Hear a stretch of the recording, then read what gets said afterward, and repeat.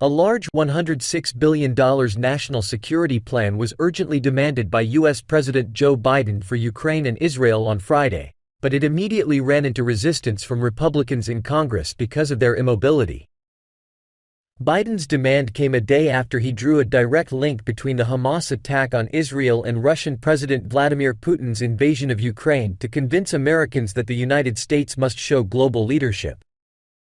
The 80-year-old Democrat argued in an impassioned Oval Office speech that the huge sums involved a total of $105.85 billion, including $61 billion in military aid for Ukraine and $14 billion for Israel, would secure U.S. interests for generations. But Biden's request comes as the U.S. House of Representatives remains in chaos, with Republicans, who hold a narrow majority, in their worst meltdown for decades and unable to elect a speaker. The world is watching, and the American people rightly expect their leaders to come together and deliver on these priorities, White House Office of Management and Budget Director Shalonda Young said in a letter to Congress. I urge Congress to address them as part of a comprehensive, bipartisan agreement in the weeks ahead. Biden's mega aid package yokes a host of disparate crises together in the hope that an appeal to U.S. national unity will help shake House Republicans out of their dysfunction.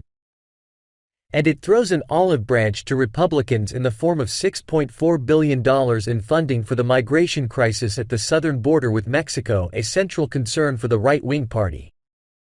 Beacon.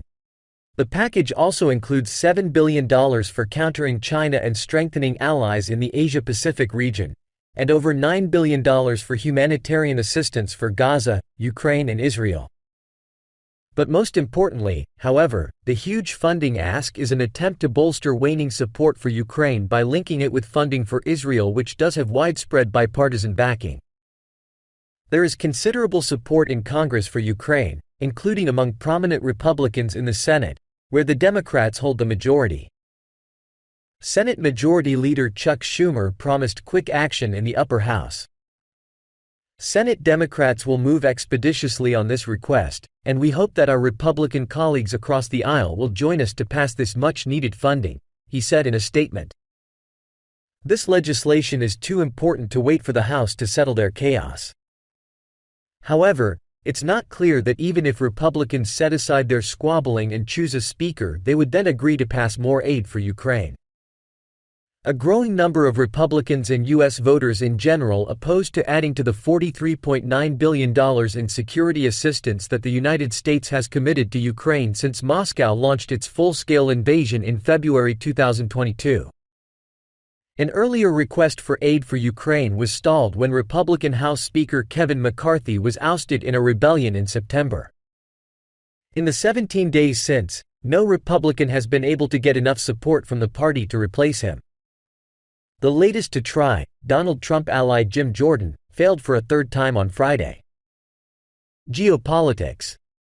Biden's speech on Thursday drew the link between the wars in Ukraine and Israel as part of a vision of the U.S. as a beacon to the world confronting terrorists like Hamas and tyrants like Putin. It was Biden's bid to remind Americans of the decades-long U.S. geopolitical stance as leader of the Western democracies. The Kremlin on Friday denounced Biden's comments. We do not accept such a tone in relation to the Russian Federation, in relation to our president, Kremlin spokesman Dmitry Peskov told reporters. Peskov said such rhetoric is hardly suitable for responsible leaders of states, and it can hardly be acceptable to us. U.S. efforts to contain Russia would prove ineffective, he added. Biden, meanwhile, welcomed European Union leaders Charles Michel and Ursula von der Leyen to the White House on Friday, at a summit set to deliver a message of unity on conflicts in Gaza and Ukraine.